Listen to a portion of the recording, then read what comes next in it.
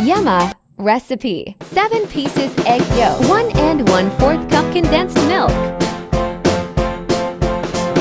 3/4 cube evaporated milk, 3 tablespoons cornstarch. Mix until cornstarch disappears. Turn on to low-medium heat. Mix until to your desired consistency. Turn off heat, then add 1/4 cup butter and 1 tablespoon vanilla. Strain the mixture to achieve a fine and smooth.